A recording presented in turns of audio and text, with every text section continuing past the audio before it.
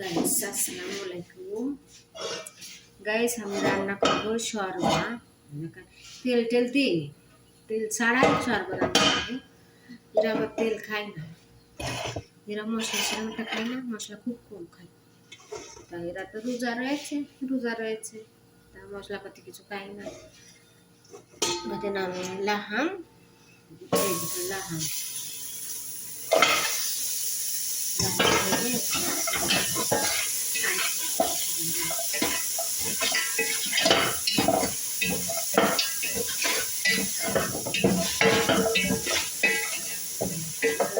ঝাল টাল কিছু খাই না, ঝাল ছাড়াই রান্না করতে হয় আমার। তাতে আমি লেবু মাছ দিলাম, কাঁচা লেবু মাছ,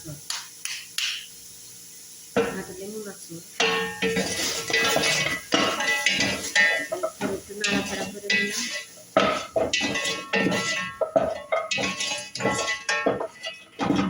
লাহামের তেল থাকে, গোশের তেল থাকে, তেল ছাড়াও রান্না করা যায়। মশলা ছাড়া বেশিটা খাই না। এই যে এটা খান, এটা পরিমাণ মতন দেবেন। লেমন, ফিরফির, লবঙ্গ, এটা হলো গুঁড়ো মরিচ হয় বাংলাদেশে।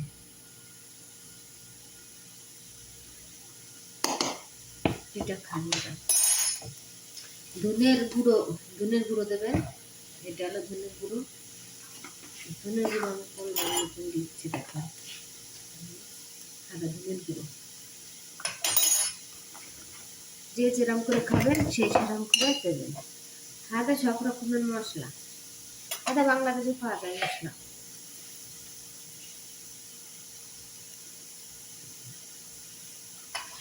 এবার বেশি মশলা খাই না তো, জানি সবাই।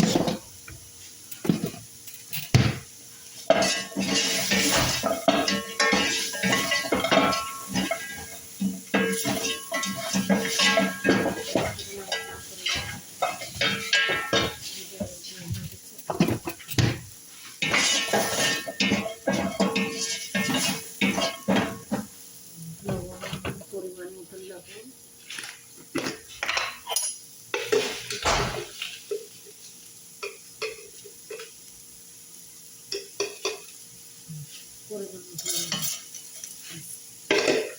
লবণ দিয়ে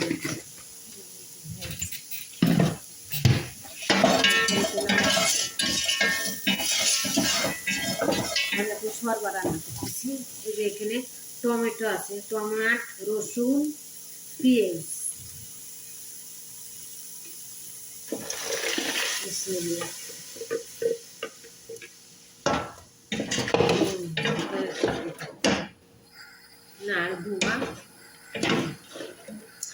গাইস একটা কথা কি, আমরা অনেক গরিব মানুষ, আমরা লেখাপড়া জানি না। আমার আব্বা মা অনেক গরিব মানুষ, তারা লেখাপড়া করাতে পারেনি, ছোটবেলাতেই পরের বাড়ি কাজ করে বেড়াচ্ছে, বুঝেছেন? তা জীবনে অনেক কষ্ট করেছি, বুঝেছেন?